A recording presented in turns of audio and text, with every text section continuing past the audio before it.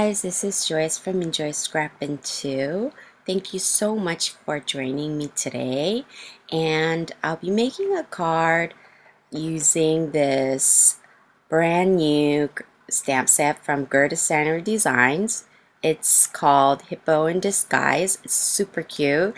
This is one of her smaller sets, and what's great about this is you can dress them up all differently.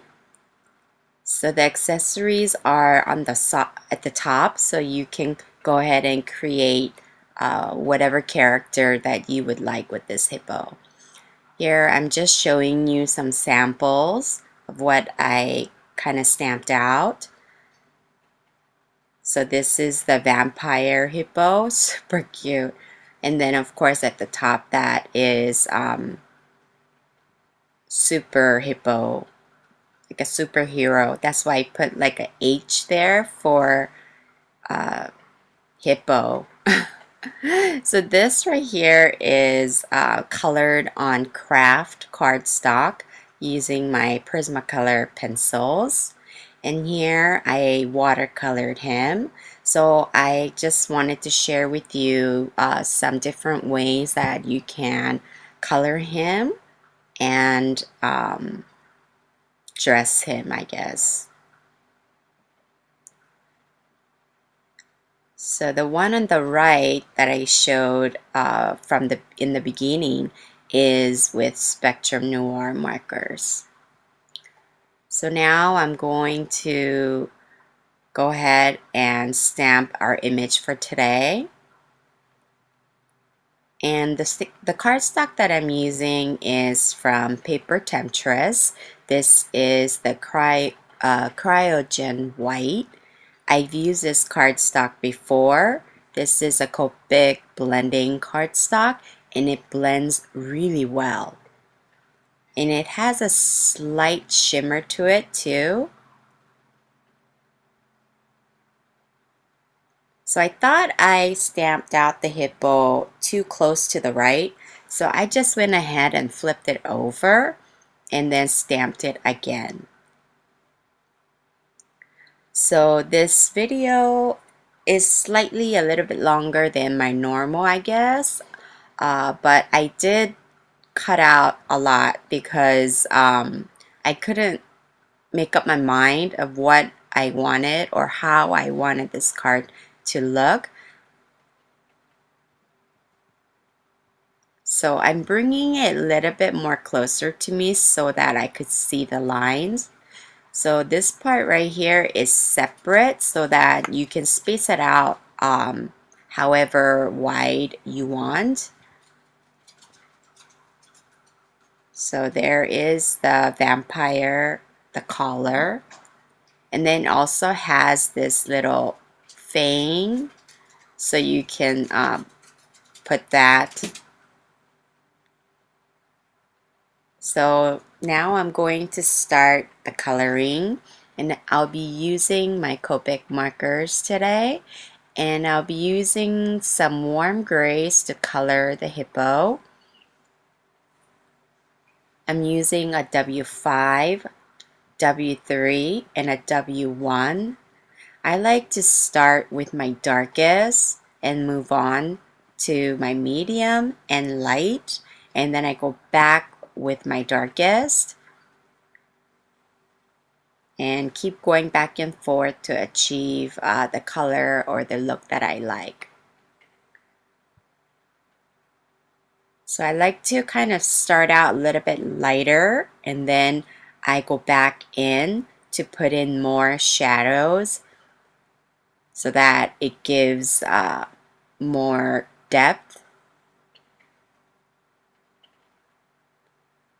I can sit and color forever. I love to color.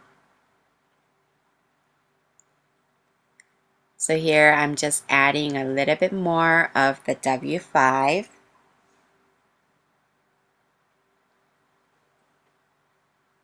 And like I mentioned before, this cardstock makes the blending really easy. I feel like my markers kind of glide on the top of the paper, so it blends really easily. and it has a slight shimmer to it too,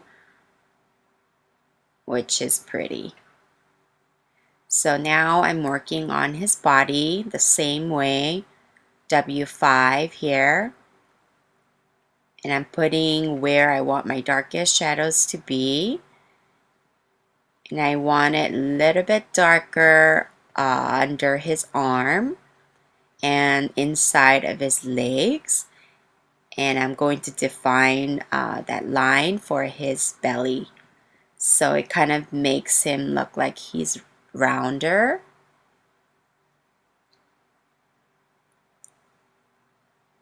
So now I'm going in a little bit more dark. I like the contrast from dark and the light,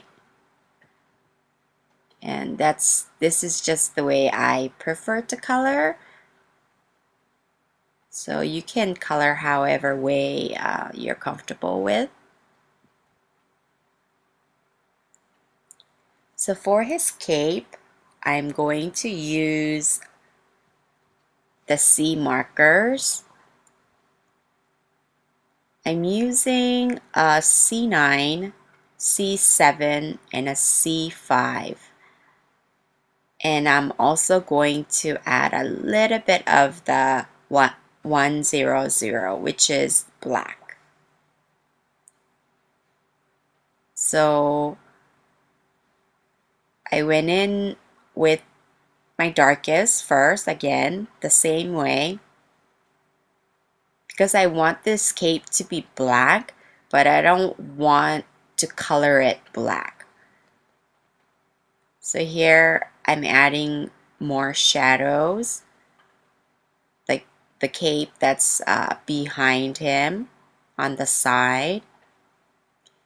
And I kind of left a little bit of a white border by his cape.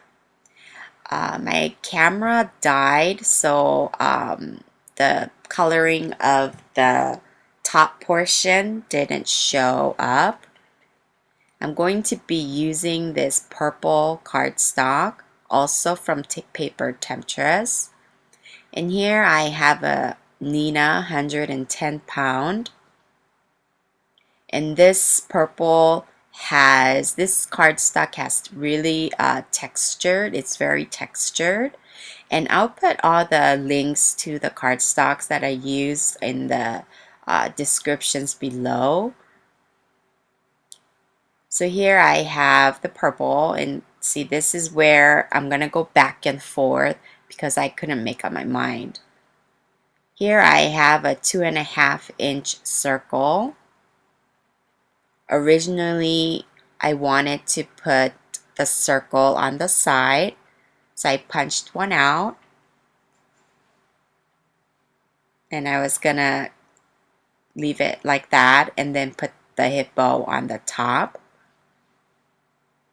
I have this Stampin' Up! Stamp set, and I'm going to go ahead and use, this is Tangelo Twist Stampin' Up!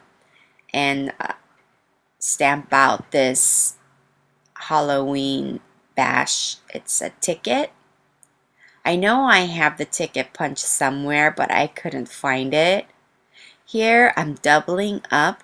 Underneath is the gray cardstock, so I'm cutting two at the same time. So the ticket says admit 1 Halloween bash. I'm going to go ahead and use my tiny attacher and attach the two together. So this is what originally I thought I was going to do, but I didn't like that. The gray blended too much with the hippo. So here I'm just cutting out a circle on the cardstock. I took it apart, I think about 3 or 4 times, but these are super heavyweight cardstock, so it didn't affect the card. Here I put foam adhesive on the hippo, and I'm going to go ahead and put in there. And I'm going to give him a little bit of ground for him to stand on so it doesn't look like he's just floating on the circle. And I'm going to attach the ticket right next to him, like so. Sorry. And then it kind of looked like it needed something. So here I punched out a couple of these bats with the same gray cardstock. That's also, all of these cardstocks are from PaperTemptress. And so I come back, I added some star confetti. I only attached one of the bat, and I used that black gel pen to make the eyes for the bat and also for the hippo's eyes. And I also put some Wink of Stella on his cape, and also use the white signal uniball. Here I created another card. I had this panel that I made using the color burst. It's either the color burst or the brush show. And then I attached that watercolored hippo on top of it along with this sentiment. So here is the two card that I made. I thank you guys so much for stopping by, and leave me a comment. Let me know which one you like better. So thank you so much, and I'll catch you guys next time. Bye!